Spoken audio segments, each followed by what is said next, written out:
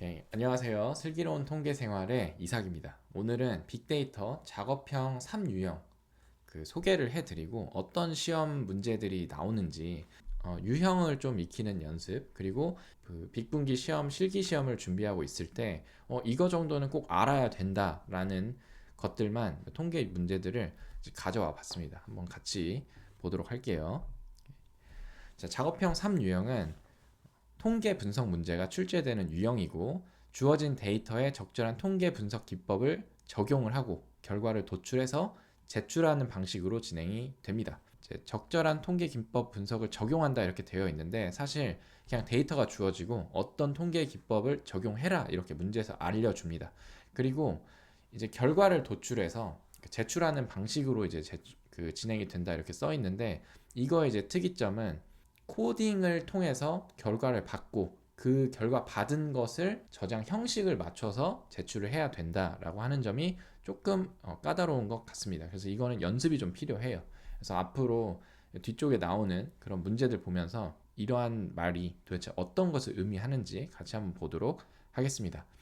기출문제를 분석을 쭉 해봤는데 가장 많이 나오는 거는 아무래도 선형 회귀 분석이 가장 많이 나옵니다. 그리고 로지스틱 회귀 분석, 그 다음에 모수 검정에서는 T 검정, 카이 제곱 검정 혹은 아노바 이렇게 많이 나와서 본인 시간이 많이 없다라고 하면은 이런 것들만 중심으로 싹 보시고 하시면 됩니다. 오늘은 선형 회귀 분석, 로지스틱, 그 다음에 T 검정 중에서 가장 대표적인 케이스, 그 다음에 아노바까지 이렇게 저희가 한번 문제를 풀어보는 시간을 가져보도록 할게요.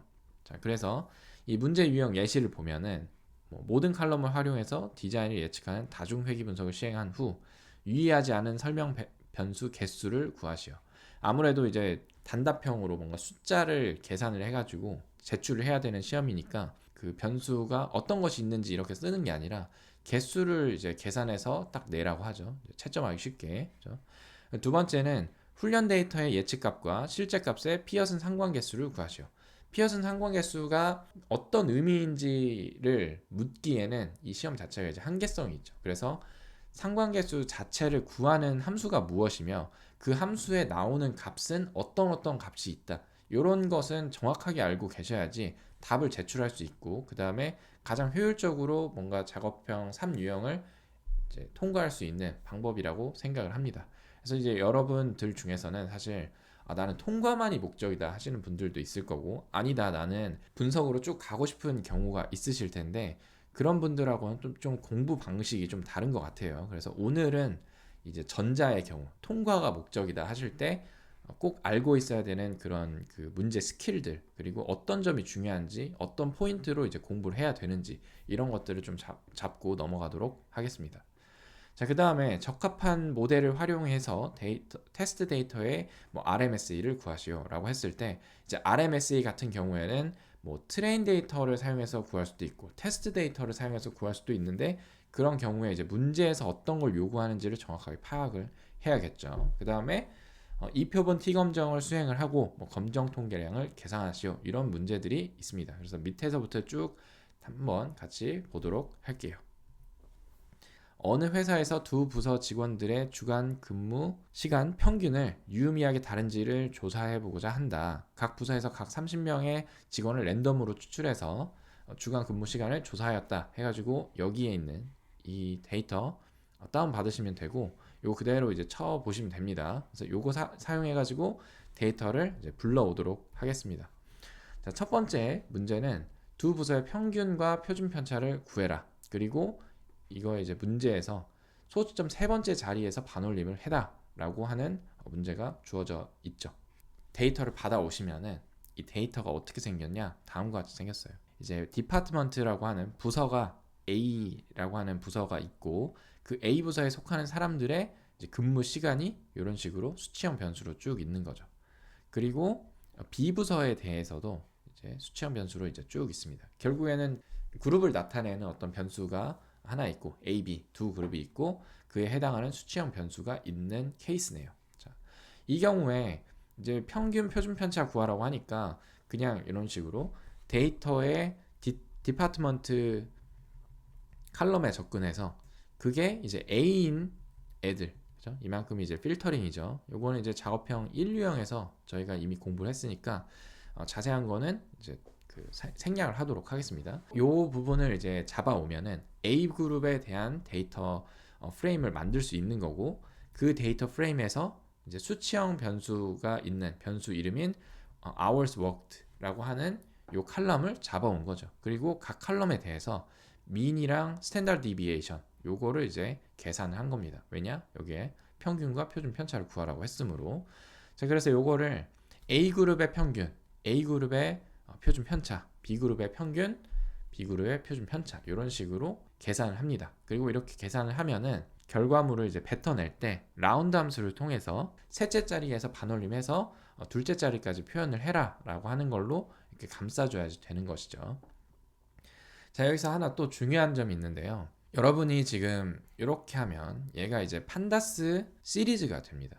요거를 제가 밑에다 한번,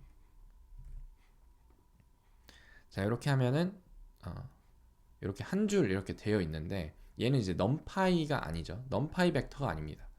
근데 이제 제가 왜 하나 짚고 넘어가야 되냐라고 했을 때 이 .std라고 하는 것은 이 해당하는 이 오브젝트에서 표준 편차를 계산하는 함수예요. 얘는 표준 편차를 계산을 할 때 기본 값이 n-1로 나눠주는 것으로 설정이 되어 있어요. 그런데 여러분이 만약에 벡터인데 넘파이 벡터로 가지고 있다, 그런 경우에는 스탠다드 디비에이션을 구할 때 np.std 이렇게 하고 ddof라고 하는 옵션을 꼭 1로 설정을 해줘야지 된다. 이걸 설정해주지 않는 경우에는 정답이 아닌 값을 설정하게 되는데요. 왜냐면은 이 np의 std는 기본적으로 n으로 나눠주는 걸로 설정이 되어 있어요. 그래서 DDOF1이라고 하는 것을 꼭 해줘야 된다. 즉 여러분이 판다스 데이터 프레임이나 판다스 시리즈를 다룰 때랑 그 다음에 넘파이 벡터를 다루고 있을 때는 스탠다드 디비에이션 계산하는 거 꼭 체크를 해주셔야지 됩니다. 그 다음에 두 번째 문제는 다음과 같습니다. 두 부서의 평균 근무 시간이 유의미하게 다른지 검증하기 위해서 이표본 t 검정을 수행을 해라. 즉 여기서는 딱 이표본 t 검정이라고 하는 것을 찍어줬죠. 이제 검정 통계량을 계산을 하고 역시나 소수점 셋째 자리에서 반올림을 해라 라는 요구사항을 저희에게 알려주었습니다. 이표본 t 검정에서의 귀무가설 그리고 대립가설로 표현을 하면 A그룹의 평균과 B그룹의 평균이 같다라고 하는 것을 귀무가설로 놓고, 그 다음에 대립가설은 같지 않다 이렇게 설정을 하겠죠. 자, 그 다음에 이 이표본 t 검정은 scipy.stats라고 하는 것에 이제 t-test underbar ind라고 하는 모듈을 이제 불러오게 됩니다. 이 함수를 사용을 해서 벡터 두 개를 넣죠. 즉 그 A그룹의 hours worked라고 하는 이 변수와 그 다음에 이렇게 B그룹의 hours worked 이거 두 개를 이제 벡터 형식으로 두 개로 이제 넣어주게 됩니다. 그리고 test underbar ind라고 하는 이 함수 자체가 기본 형식이 이렇게 양측 검정을 테스트할 수 있도록 설정이 되어 있으므로 이렇게 함수를 이제 설정을 할 수가 있어야 된다. 즉 이표본 t 검정일 때 요거를 사용한다. 그리고 이 함수 자체가 이 벡터 두 개를 이렇게 받는다라고 하는 것을 이제 알아야 되죠. 그래서 요거를 이제 받아오면은 이 함수에서 나오는 값이 테스트 스태티스틱이랑 그 다음에 p 밸류라고 하는 두 개의 값을 뱉어낸다는 사실을 이제 알고 있어야 되죠. 그래서 그 t 테스트 값에 대한 것을 물어본 질문이므로 요거를 이제 라운드 2 해가지고 뱉어내면은 마이너스 1.02라고 하는 값을 이제 계산할 수 있습니다. 이 함수를 어떻게 쓸 수 있고 그 다음에 검정 통계량을 이런 t 스태티스틱으로 받아올 수 있는지를 그냥 체크를 하는 것이죠. 자, 그 다음에 세 번째 문제 역시 스태티스틱을 구했으니 p-밸류를 계산을 해라 라고 하는 것을 요구를 하고 그 다음에 유의 수준 하에서 귀무가설 채택 여부를 결정을 하시오. 그리고 p-밸류 자체는 소수점 셋째 자리에서 반올림을 해라. 이렇게 요구사항이 들어왔네요. 앞에서 검정 통계량 값이랑 p-밸류 값을 동시에 받았죠. 그걸 가지고 이제 저희가 다시 문제 3번을 이야기를 하면 좋겠네요. 자, 그래서 보시면은 앞에서 받은 이 p-밸류 값 요거를 가져다가 돌려보면 이런 식으로 이제 소수점이 되게 길게 나와 있는데 얘를 다시 셋째 자리에서 반올림 하기 위해서 이렇게 돌려줬죠. 그리고 이 p-밸류 값이 0.05보다 작으면 귀무가설을 기각을 하고 0.05보다 큰 경우, 유의 수준보다 큰 경우에는 귀무가설을 채택을 하므로 이렇게 리절트 변수에다가 p-value가 작으면 기각, 그렇지 않으면 채택 이렇게 해가지고 찍어주게 되었습니다. 0.309라고 하는 게 0.05보다 크니까 지금 기무가설 채택하는 결과로 나오게 되었죠. 자, 그 다음에 이제 통계 또 빈출로 나오는 것 중에 하나가 이제 아노바 테스트에 대한 이야기입니다. 아노바 테스트라고 하는 것은 여러 그룹이 있을 때 그 그룹 평균이 같다라고 하는 게 기무가설, 대립가설은 그 중에 하나라도 이제 다른 게 있는지 체크를 하는 어떤 검정이죠. 그래서 문제를 보시면은 어느 마케팅 회사에서 세 가지 마케팅 캠페인 A, B, C의 효과가 유의미하게 다른지를 조사하고자 한다. 따라서 이제 우리는 이거를 보고 세 가지, 즉 그룹이 이제 두 개보다 크네라는 판단이 되고, 그 다음에 각각의 그룹이 같은지 같지 않은지를 판단하기 위해서 아노바를 이제 쓰면 되는구나라고 하는 것을 이제 읽으면서 그냥 알면 되겠죠. 그리고 각 캠페인에 대해서 50명의 고객을 랜덤으로 추출해서 만족도를 조사를 했다 라고 하는 거를 봤을 때 A가 쭉 50개가 써 있고 어떤 만족도 점수가 또 오른쪽에 수치형으로 되어 있고, 그다음에 B그룹에 대한 것 나오고 B그룹의 만족도 나오고, 이런 식의 어떤 데이터구나 라고 하는 것을 유추를 할 수가 있겠습니다. 자, 그래서 이 데이터를 한번 불러온 다음에 데이터를 한번 찍어 봤습니다. 역시나 보니까 캠페인이 AAA, BBB, 이렇게 CCC 이렇게 범주형 변수가 하나 있고요. 그 다음에 Satisfaction Score가 이렇게 수치형으로 이제 쭉 나온 걸 확인할 수 있네요.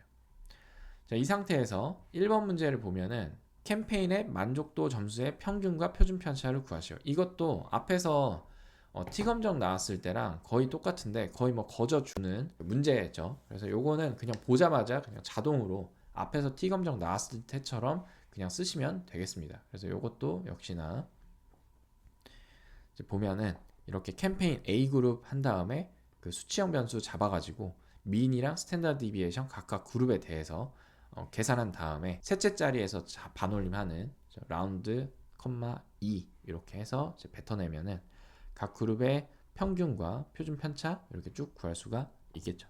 자, 그 다음 문제로 이제 빠르게 또 넘어가 보도록 하겠습니다. 자, 그 다음 문제는 뭐냐?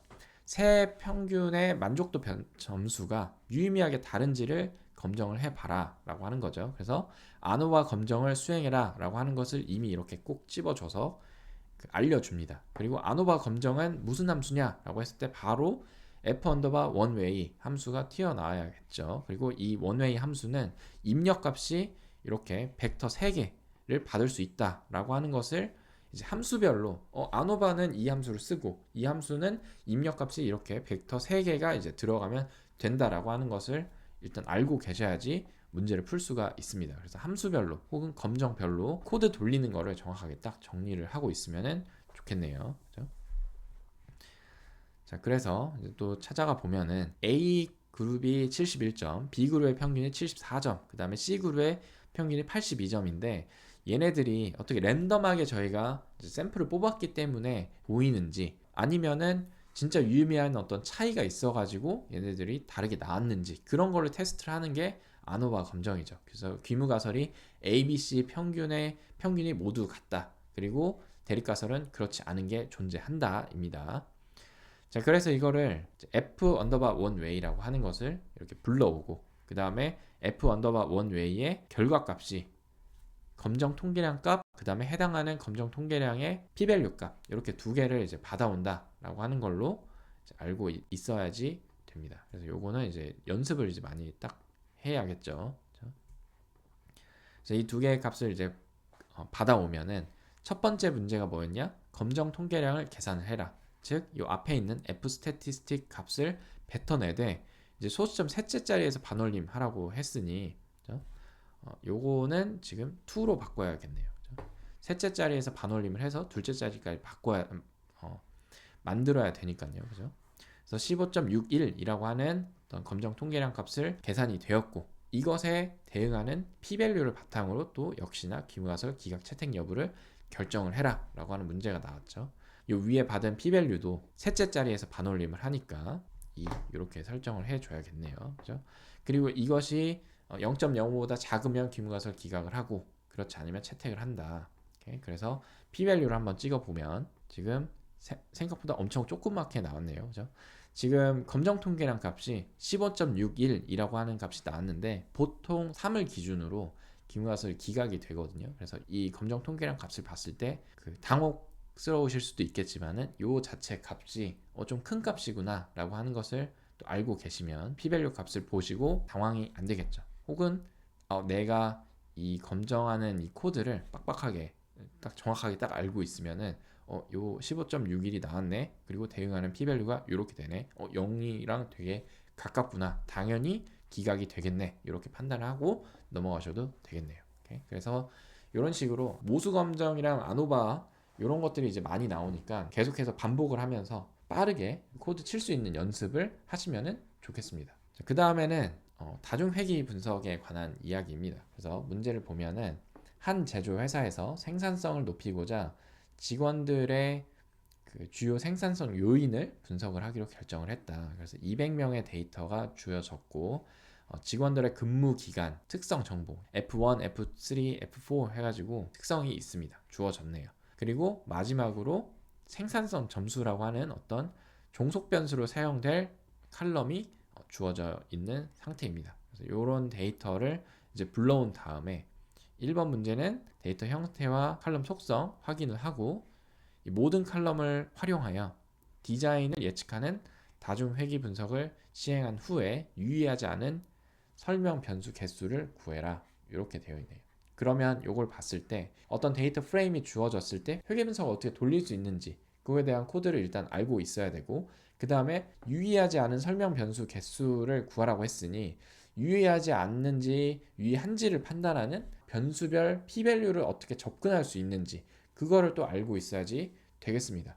자, 이렇게 데이터를 불러오고요. 데이터의 속성을 같이 한번 보면은 ID 칼럼 이렇게 쭉 있고 근무 기간에 대한 이야기 그리고 특성이 이렇게 쭉 있고 마지막에 종속 변수로 사용이 될 변수가 나와 있는 걸 확인할 수 있습니다. 그리고 200개가 있는 게 확인이 됐고 그다음에 결칙지는 다 없이 풀로 이제 다 채워져 있는 데이터 프레임인 것을 확인할 수가 있네요. 자, 모든 칼럼을 활용을 해서 디자인 종속 변수를 예측을 하는 다중회귀 분석을 시행을 해라. 그리고 여기에 또 데이터 분리 조건이라고 하는 게 써 있습니다. 훈련 데이터는 1에서부터 140번 아이디까지 사용을 하고 테스트 데이터는 또 141번에서부터 200번까지 아이디를 사용을 해서 수행을 해라 라고 하는 게 이제 주어졌습니다. 조건으로. 따라서 이것을 확인하기 위해서 만족시키기 위해서 우리가 트레인이랑 테스트를 다음과 같이 ID 칼럼을 중심으로 140보다 작거나 같은 애들 그리고 테스트는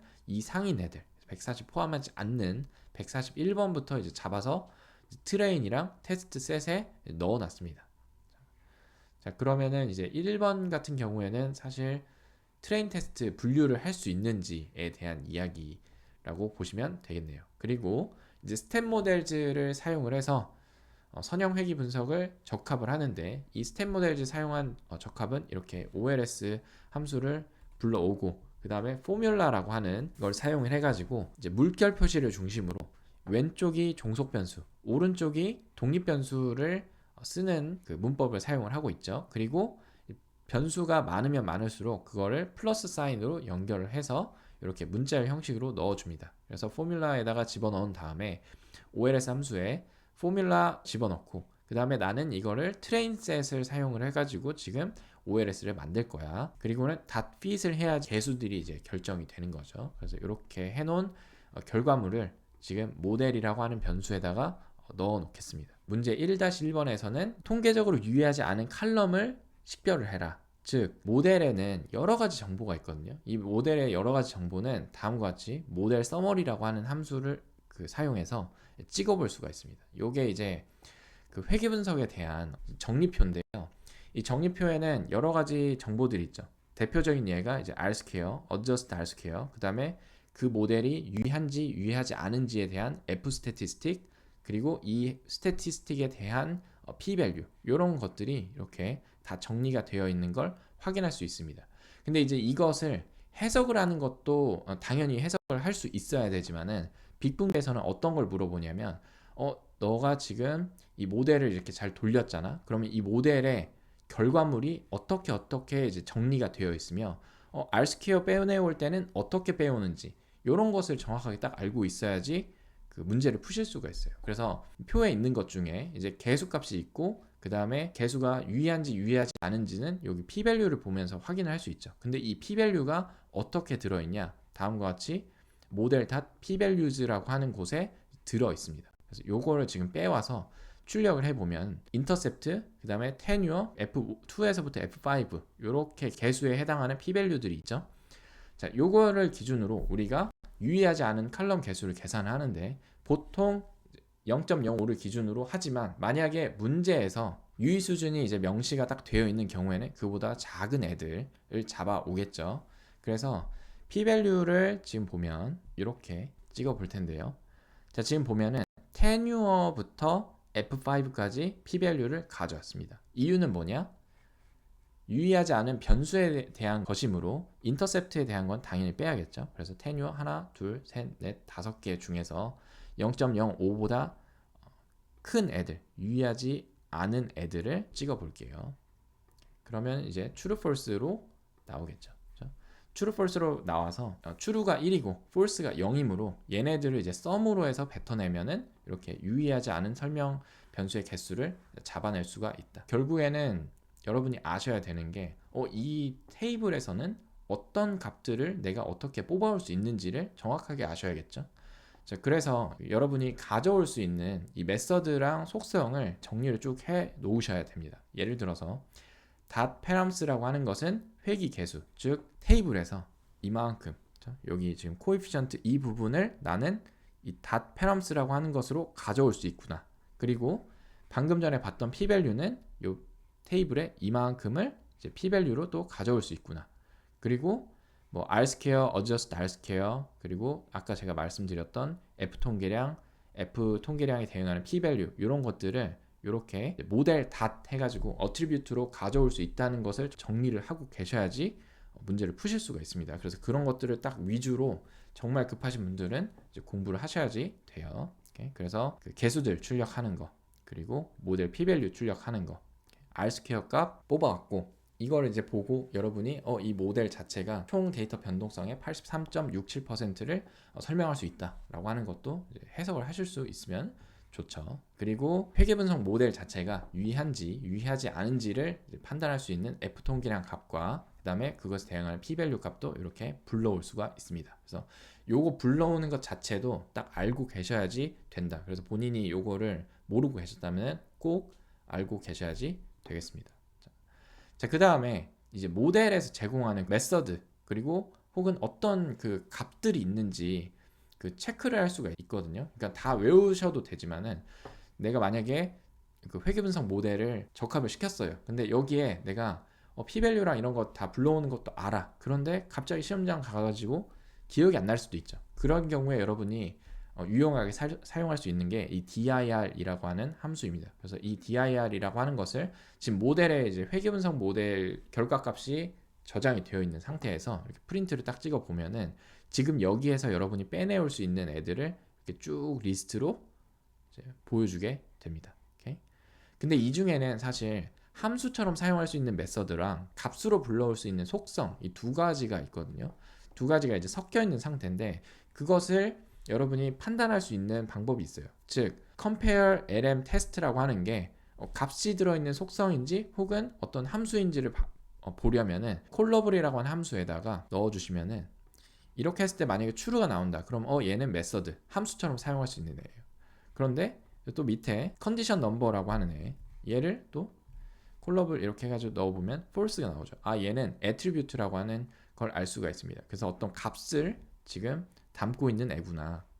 이렇게 찍어볼 수 있는 애다라고 아셔야지 됩니다. 그래서 이런 것들도 이제 여러분이 알고 계시면은 시험장에서 딱 뭔가 생각이 안 난다 했을 때 좀 유용하게 사용할 수 있겠죠. 그래서 이런 dir이라고 하는 요 안에는 이렇게 제가 이거 그냥 써놨는데 이런 식으로 메서드, 함수처럼 사용할 수 있는 거랑 찍어볼 수 있는 속성 값들이 이렇게 섞여져 있는 걸 확인할 수 있습니다. 그래서 저것도 알고 계시면 좋겠네요. 그렇죠? 자, 그 다음 얘기는 뭐냐면 훈련 데이터의 예측값과 실제 값의 피어슨 상관계수를 구하시오. 이제 훈련 데이터를 프리딕트 함수에다가 넣어가지고 테스트 넣으면 안 되겠죠.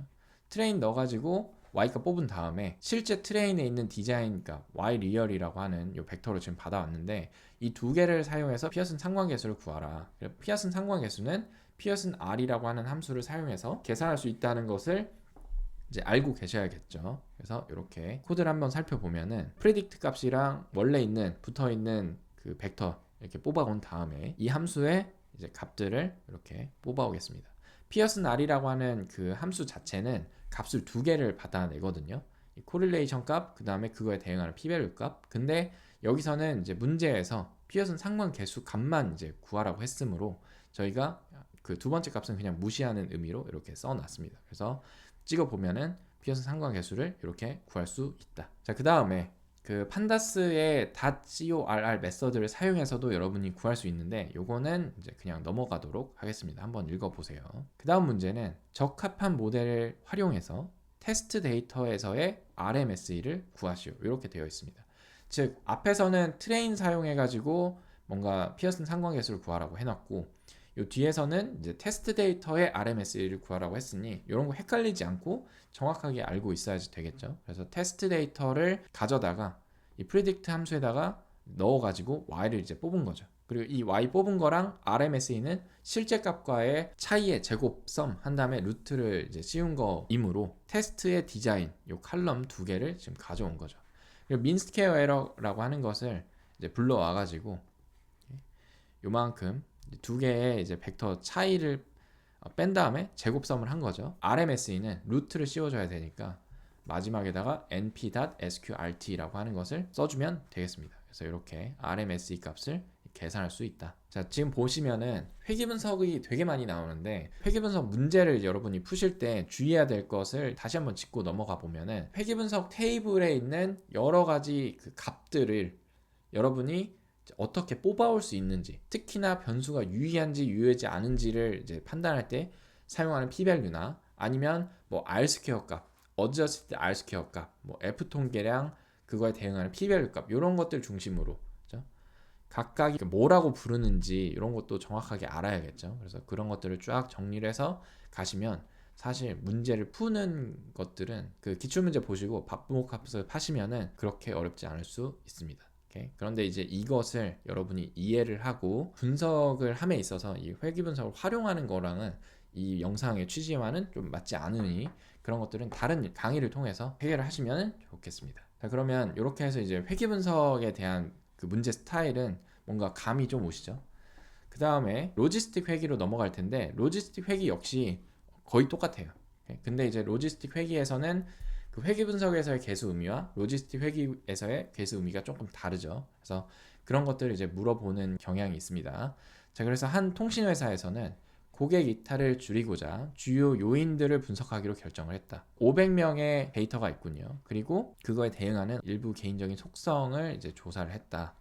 그리고 종속 변수로 이탈이 되었는지 이탈이 되지 않았는지에 대한 종속 변수가 1, 0으로 이제 체크가 되어 있는 데이터입니다.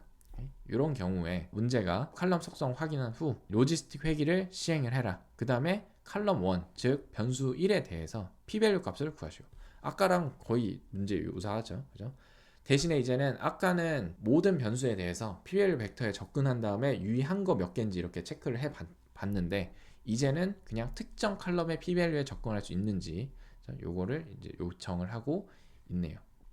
자, PD로 이제 이렇게 불러왔고 df 찍어 보면은 다음과 같이 이제 컬럼 1, 컬럼 2 변수가 있고 그 다음에 요거는 이제 범주형 변수고 종속 변수가 이렇게 0, 1로 채워져 있는 것을 확인할 수 있습니다. 자, 로지스틱 회귀 역시도 앞에서 그 OLS처럼 똑같이 스텝 모델즈 사용해서 이제 불러오되 로짓 함수를 이제 불러오는 거죠. 그리고 로짓 함수 통해서 이제 포뮬라에 종속 변수 물결 한 다음에 그 독립 변수 플러스 사인으로 엮어가지고 이렇게 넣고 그 다음에 .fit 돌려가지고 이제 모델에다가 결과를 받아옵니다.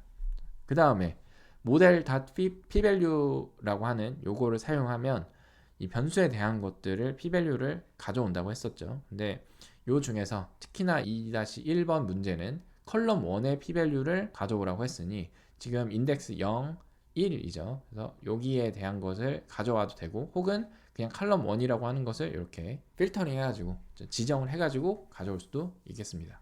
지금 보면은 앞에 p-value를 계산을 해라. 필터링을 해서 이제 찍어 보면 이렇게 나온다. 여전히 여기도 p-value가 되게 작게 나오는 걸 확인할 수 있네요. 데이터에 따라서 이게 얼마나 나올지는 이제 바뀌겠죠. 로지스틱이랑 그 다음에 회귀 분석의 거의 첫 번째 문제는 거의 동일한 것 같습니다.